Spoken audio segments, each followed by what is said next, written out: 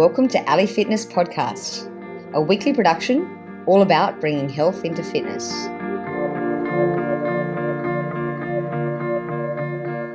Dr. Burklund believes in a holistic approach to wellness that fuses cutting-edge science with natural health. She earned her medical degree from the prestigious Bastyr University and obtained her bachelor's degree from Seattle University. As a naturopathic doctor, she believes in science-based medicine that addresses the root cause of illness through an integrative approach. Dr. Burklund has sought additional academic and clinical training in nutritional biochemistry, medical detoxification, immunology, endocrinology, neurology, and I'm sure several other studies. She views the practice of medicine as both an art and science, and has also travelled the globe to acquire more knowledge from many different healers, including Mayan shamans, doctors in China, herbalists in Europe, bush doctors in Belize, and highly acclaimed physicians in the States. Dr. Burklund has given speeches at prominent universities, written for many national magazines, and is regularly featured as a leading authority in integrative medicine on TV and radio. Her role at Puriya is focused on medical research, product development and formulation, as well as education and writing. So today I want to discuss all things skin, because so many of us or our kids are dealing with skin issues, and we just don't seem to be getting the results that we're looking for when we go to sort of the traditional dermatologists. So to start with, welcome to the show, Dr. Burklund. Thank you. Thank you for having me. I'm excited. So where are you today? I'm actually in Vienna, Austria today. Wow, and I know you live in the States, but you haven't been back here for a while, and it sounds like you're still on your mission to learn more and more about natural health, traveling the globe. But can you tell us a bit about your background and how you sort of got to be the CSO today? Yeah, my background's actually quite interesting because when I was 18 and I was first starting college, I actually went into business. But when I was in my second year, my father was diagnosed with stage 4 brain cancer. And I was like, I kind of found my calling in that because I integrated so many different natural remedies and I loved the medical aspect and studying for trials. So during my undergrad in business, I ended up going to medical conferences all over the world and studying neurology and also natural medicine. So after I finished that degree, I was like, I want to be a doctor. And I was back and forth as to what kind of doctor, because I love neurology and I loved the studying aspect, the evidence-based medicine, but I wanted to do it differently because I saw that so many things weren't working, especially with my father's condition where even the best conventional treatment might give you 18 months if you do everything. So it really motivated me to want to become a doctor and do it differently. So I decided to do another undergrad in pre-med and then go to Bastyr University, which is a medical school. You learn all the core sciences like any other medical school, and you learn everything else. That's all the fun stuff, from lots of nutrition, nutritional biochemistry, botanical medicine, hydrotherapy. So all these great tools where you can look at a patient, understand the medicines they're on, and then also incorporate all of these other treatments to kind of find the root cause instead of just treating the symptoms. So that was how I ended up becoming a doctor. And then my passion evolved over time where I love research. I love botanical medicine. And so it's kind of formed where me and Puriya, we have like this perfect balance of I get to do everything I love, which is research and find great remedies and put them all together for the company. Yeah, that's great. And so I want to delve in a bit about Puriya and where they're at. I had a look at the website and it all looked good, but I wasn't sort of sure. So you were telling me offline there's a few things happening there. Right. We have a lot of exciting things happening right now. We're reformulating all of our current products, which will be out in a couple months. And also we are creating so many new products too. So part of my role is formulation and research. And also we put together this amazing Science Advisory Board. So we have this awesome dermatologist. We have some amazing naturopathic doctors focused on like sports medicine that consult with the NBA, the NFL. We have anti-aging herbalist doctor that's amazing. So all these great people we have on the board too, that we can kind of collaborate and come up with these great formulations for different botanicals. So we have that going on, and we have a lot of great skin products, but we wanted to go deeper and we wanted to address it from different angles. So we're actually creating supplements too. So different skin supplements to address the root cause of different skin issues by helping modulate the immune system, detoxify, support the liver. So lots of different things, and it's all going to be coming out as this year evolves further. But you can't quite see it if you look us up at this point. Okay, so it sounds like there are a few companies around that sort of claim that their skin products are very, they write all sorts of things on the bottle, and you never know, like, if that's marketing or not. With your products, how are they different, and do you use preservatives, and if so, what? And also in terms of testing, how do you actually go about testing the ingredients and the products? Definitely. Well, the sourcing of the ingredients has been a really high priority for us as well. We really go deep when we look into the ingredients, where they're sourced from, how they're sustainable, are they organic, how are they tested before they get to the manufacturer. Finding a good manufacturer has been hard for us too. We went through lots of different ones and lots of different testing procedures to find a great one that will work with us and work with the intensity and the detailedness that we want. But a lot of our changes with our formulations do have to do with the sourcing and the ingredients, because you'll find a lot of ingredients in skincare products, and there's say different botanicals or herbs, but when you dig deeper and you see the sources of them, I think the sources are not that high of quality, and the ingredients and the potency. And other than that, when I started really looking at different formulations out there, I didn't really find any great formulations, any like brilliant botanicals that were looking at the skin and addressing everything together. I saw some for some things, and it was quite interesting when I started looking at other products out there and really looking at the formulations as well. So here at Puriya, we break it down. So let's say we want to focus on eczema or something, and we're formulating for it. So we're look at the symptoms, and then we'll go deeper into the root cause, and we'll have both an oral supplement, a whole skincare guide talking about getting into the root cause of what could be causing eczema. And then the botanicals that work with every level, from inflammation to supporting the skin to providing nutrients to penetrating the skin. So lots of different things. Yeah, so it sounds like your skincare products sort of go hand in hand with the oral supplement treatment to treat an actual cause or an actual issue.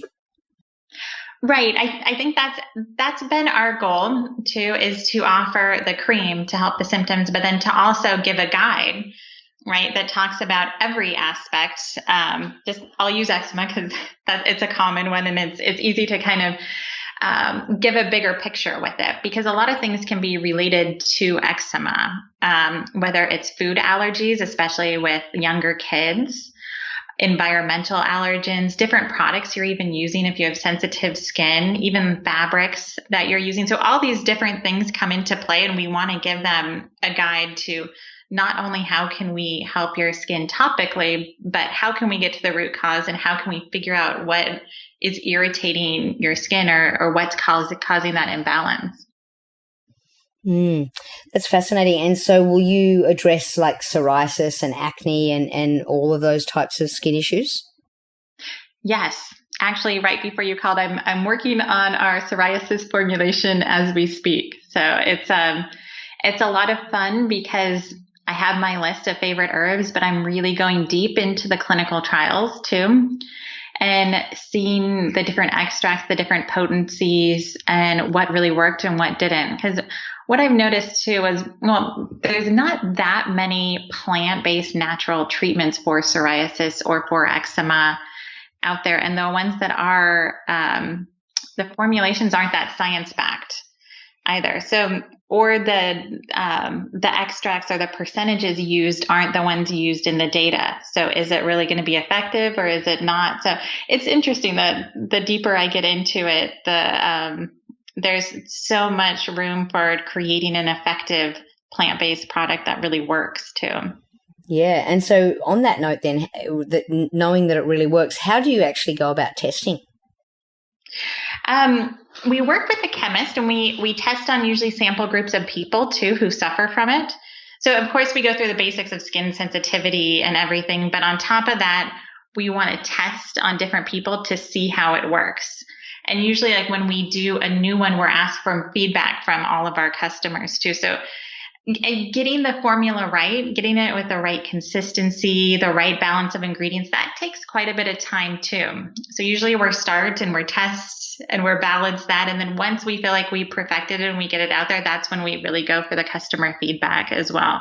That's always in the end, I think that dictates how it works and is it effective too. Yeah. So, Dr. Burklund, how many subjects would you use in say, you were testing psoriasis treatment?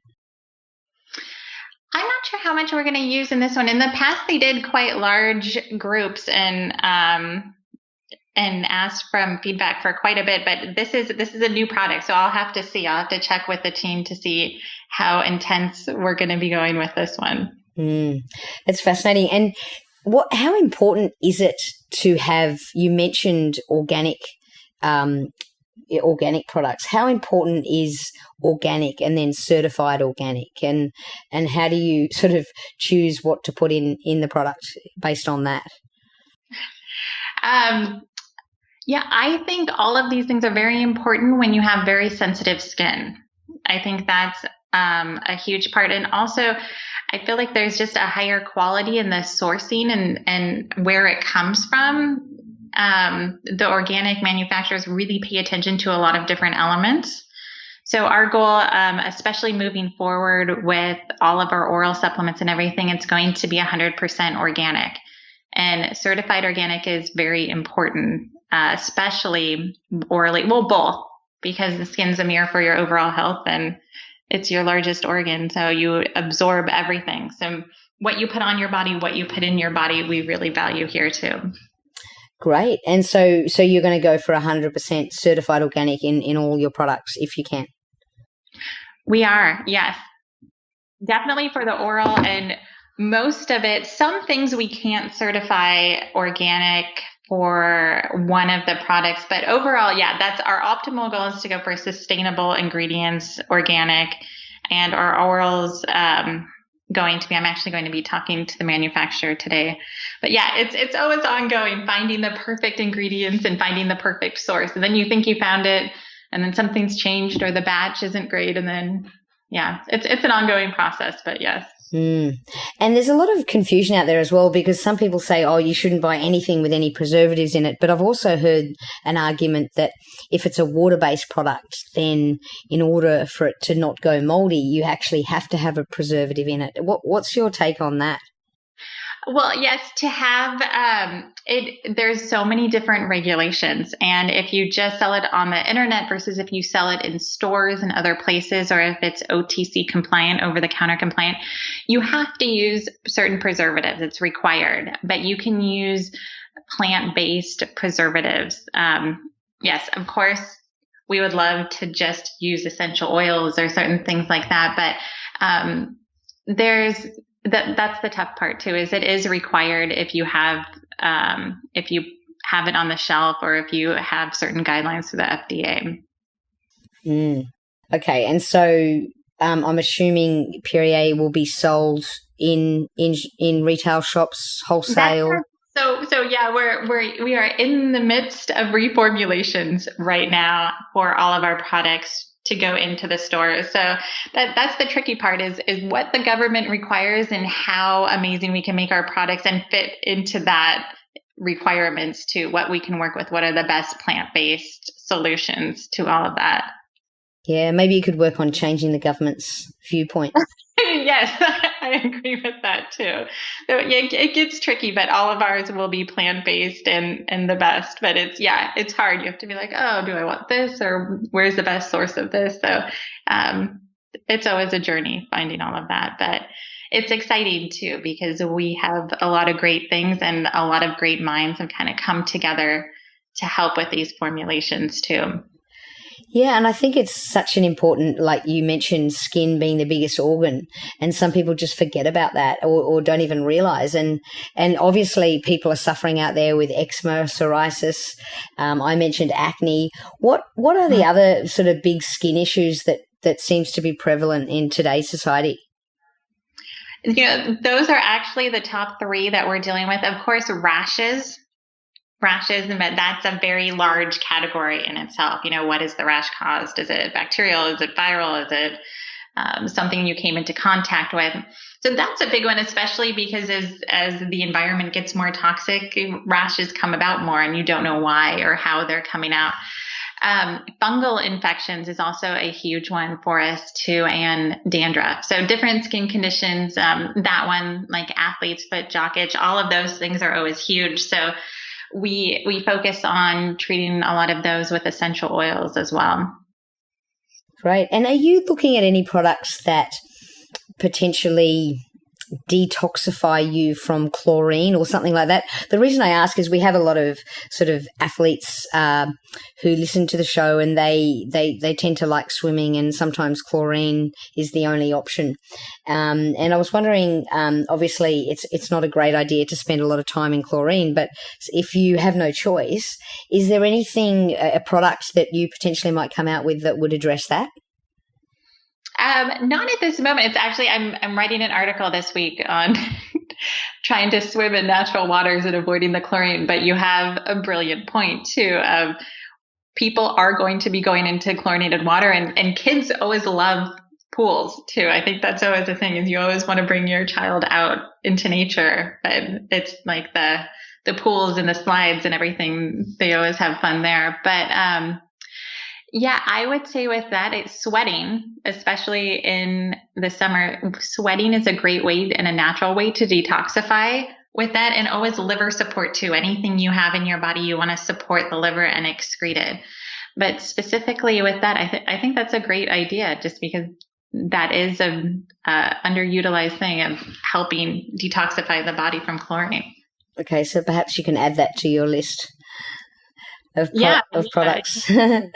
So I'm fascinated to get your advice and opinion on how we should actually treat our skin, because I see some people are very almost neurotic about it and washing their hands and wash their body several times a day with soap or different sorts of even organic skincare products. But how often should we actually clean ourselves, regardless of what we're using? And obviously we know to use the Puriya type of products. But how often should we actually clean ourselves, and can we go overboard on that? I think that's a great question. Yes, you can definitely go overboard on that. And it's very, very individual too. A lot of people now are even doing oil cleansing, right? So you're protecting your skin's natural microbiome, and you're just taking off a gentle layer and keeping a lot of the oil in there too. So it depends on the level of activity you're doing. If you're out and you're sweating all the time and you have naturally oily skin, or if you wear a lot of makeup, then washing your skin and clearing that out with a gentle cleanser is fine. But if you're not wearing that many things on your face, or if you just have like your daily organic skincare or something you're putting on, you don't need to. I mean, the body does an amazing job at balancing itself too. So I think it mostly depends on the type of skin you have, what you put on your skin, and then your activity level too. So everything's individual with that, but there are a lot of harsh products out there. So if some people get into this ritual of waking up in the morning and washing their face and using harsh products and then doing it again at night, then it creates this vicious cycle of your body overproducing too much oil and being exposed to these harsh ingredients, so you're not finding that balance. So I think paying attention to your skin and tuning into the balance of it and how it produces oil, and if you're acne prone or this or that, kind of figuring that out and working with that. And of course, there's so many things to do internally to help balance that. But yeah, in the end, I would say everybody's individual. It depends on a lot of different factors. Okay, I was hoping you'd say once a week because that's about how often I clean. All right, excellent. And so what about makeup? You mentioned, if you're wearing a lot of makeup, then you should remove your makeup. And so are you going to come out with makeup, or do you have a makeup at the moment that you're working on? And also to, I guess, get rid of the makeup with some proper sort of remover products. Right. We actually, makeup isn't our focus right now. We're focusing more on like overall skin health and supplements that go with that. But yeah, the makeup varieties out there is so vast, and the level of chemicals and what is in them differs so much, because makeup can be very toxic for your skin with different chemicals and carriers, and I mean, even lipstick and lead and all these different things. So it definitely depends on the type of makeup you use as to how you clean your skin and keep it balanced. And I actually don't wear makeup that often.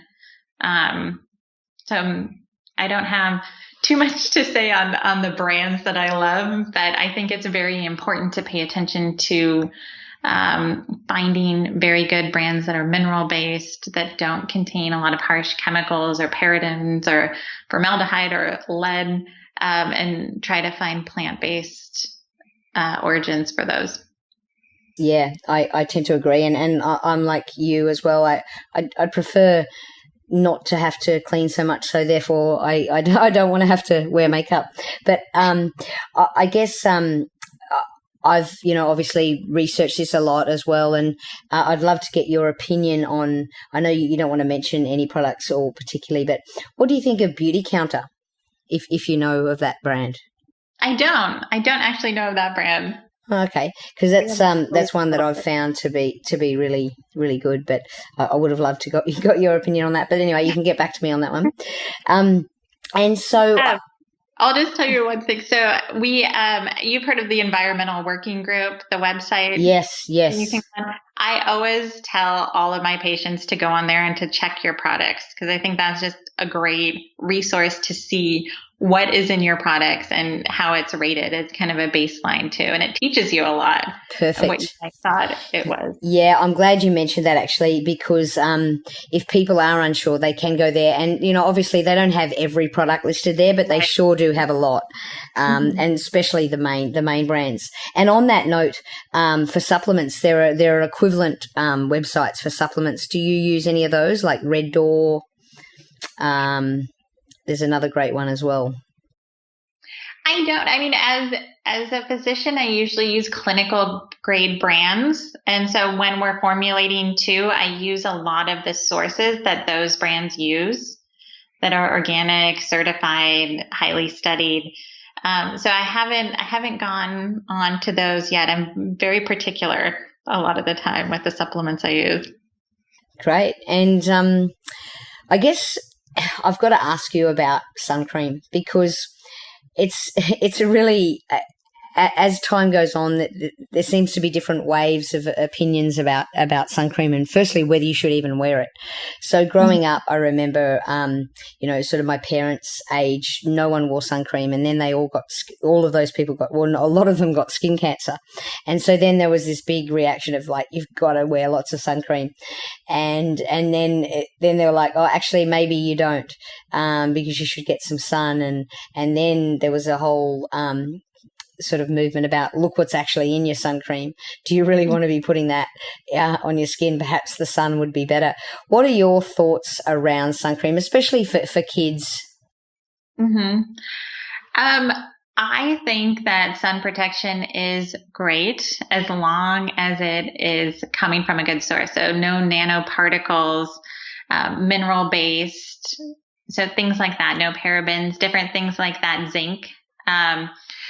taking it back to, like something that was very basic and highly effective is like the zinc components and stuff where, it can be very helpful. I mean, your skin being exposed, it can cause damage. The sun can cause damage, but there's that balance of making sure your vitamin D is adequate. So if you aren't getting it from the sun, making sure you're supplementing with vitamin D as well. And I think that the biggest therapy and the biggest stress reliever is getting outside and enjoying the outdoors. So getting outside and not being scared of the sun, but covering it up so you're not, what I actually learned recently, I was speaking to a skincare specialist about this, and different clothing and stuff can protect you from the sun as well. But just because you don't tan, doesn't mean that your skin's being protected, because the UVA, the harmful one, can still go through. So, if you are just trying to go natural and you don't want to wear sunscreen, you can always, cover up and wear a hat or a shawl or different things like that. But it's also important the type of fabric you use and the weave as well for protection. So can you give us a great example if you were going to take kids out into the sun for a couple of hours? What would you do in terms of what sun cream, if any, would you use, and what would you get them to wear? Say they were going to be swimming in the ocean or... Mm-hmm. I don't have a particular brand at this point. I've been doing a lot of research trying to find my favorite ones. I know a lot of doctors or different professionals use like Goop. I think that's a good one that I've heard is recommended. But also they have, what is those called? Those shirts that you can wear, like the Rashes. Yes, thank you. I would definitely put one of those on, because then you don't have to worry.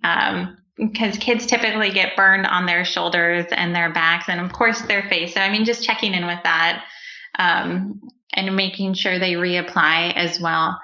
But, yeah, it's keeping that balance, and it's not having them be scared or afraid to go outside. But I would put on, a Rash Guard. And my husband's Greek, so I go to Greece all the time, and it's funny because everybody's out there totally exposed, and I'm like the only one wearing the whole shirt and everything. But I go out there a lot when I'm there. So to me, it's also the balance of how often are you going out too, and do you have really sensitive skin, or does your skin burn very easily, or do you have a history of melanoma in your family? So all of these things kind of come into play too. Yeah, that's a good point about how often you're actually going out. And I'd love to know if you know of a good spray-on. I have great sun cream that's I think is really good and, perfect for the skin. And unfortunately, the summer camps now say you actually have to have spray-on because the teachers are not allowed to touch the students, the 6-year-old children. Interesting. I'm not sure. I'm not sure what a good spray on would be. Yeah, that's interesting. I should do a little research on that too. So I take it Puriya aren't coming out with products like sort of sun creams at this stage? Not at this point. But that could be definitely a possibility in the future too. Great. Excellent. So when is all this happening and where can we look out for it? It's all happening right now, but you guys will probably be able to see it around December is when a lot of our new products will come out, and our supplements too. And when those come out, we will also have our guides up and ready. So we'll have a different guide for psoriasis, for eczema, for fungal infections, for rashes, for nasal congestion and common colds. And it talks about conventional treatments, natural treatments, different foods, different lifestyle changes, all these different things for each guide. And then the oral supplement, which kind of goes deeper into each condition and finds the root cause. So lots of exciting things, but I would say December is when you will see all of that. Great. And is there anything that we sort of haven't spoke about, maybe a piece of advice or anything at all that you could give our listeners? Oh, yeah. Oh, so many things about your skin. I mean, to me, it's a mirror for your overall health. So if you've noticed different things, like if you get stressed, a lot of people see that in your skin right away. That tends to happen to me. Or, if it's hormonal and it changes, there's so many things you can do to, even balance your hormones through food or eating a seed rotation diet or liver supporting things. If different things in your lifestyle and you need to detoxify more, that can have profound effects. Or even foods. Like one of my favorite things for clear skin is to juice burdock root and apple juice, like mix those two together and it can do amazing jobs for your skin. So there's so many things. And I just tell people to pay attention to those little changes in your skin because it can really tell you a lot as to what's going on into your body on a deeper level too. So I'm not familiar with that root. What's it called? Burdock? Burdock root. Yeah, it's used a lot in traditional Chinese medicine, and you can surprisingly get it at most grocery stores. Oh, okay. And I imagine it tastes quite disgusting. It tastes neutral, actually. So if you juice it with something like kind of sweet, it's not bad. Oh, great. Okay, we'll have to give that a shot. That was my trick that I always tell patients as well. But yeah, I think the importance is just looking at those little signs in your skin too. Or if you notice some inflammation or itching, then you can go deeper and say, what did I eat at this time? Or did I get enough sleep? Am I drinking enough water? All these things show up in your skin in little ways, and it's important to pay attention to them. Actually, Dr. Burklund, I'd like your opinion on getting rid of wrinkles. Are you going to be coming out with a special formula? We're adding, one of my all-time favorite things is Gotu Kola.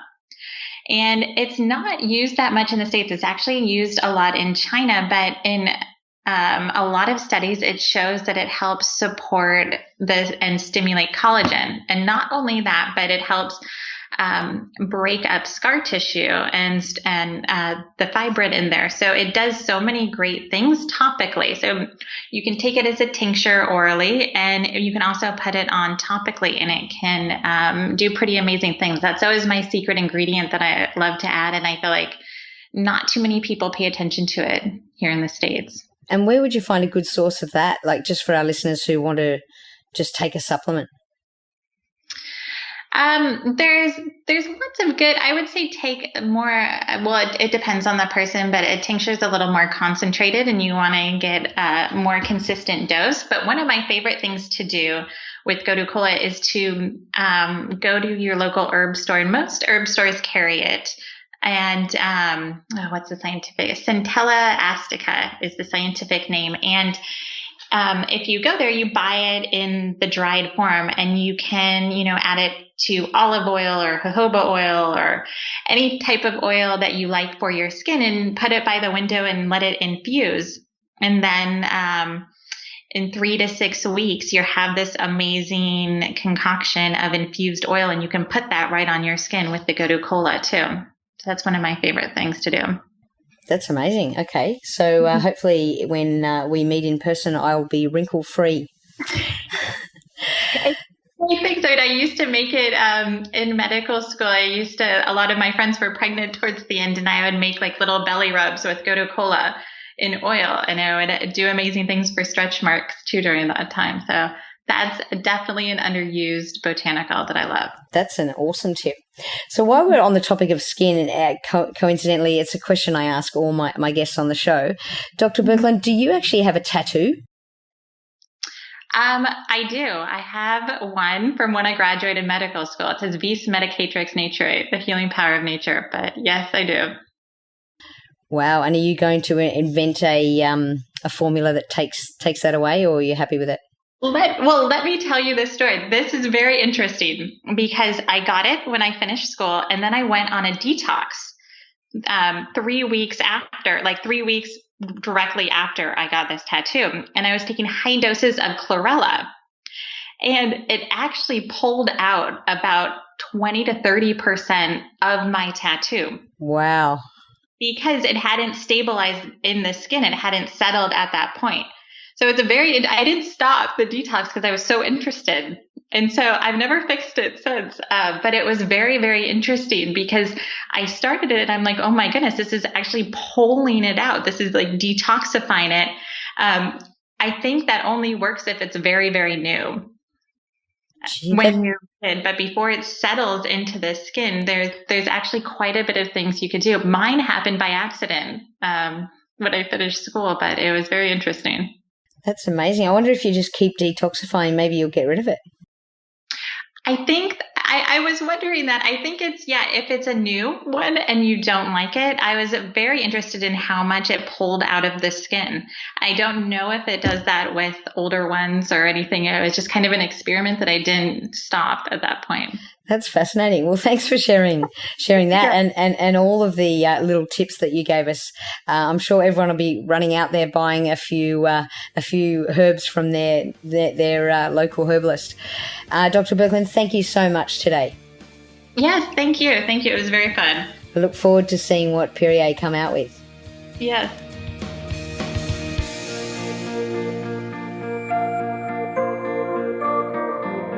For all the resources and show notes from today's episode, please go to www.ali.fitness. If you liked today's episode, please show your appreciation by going to iTunes, give us a 5-star review and subscribe.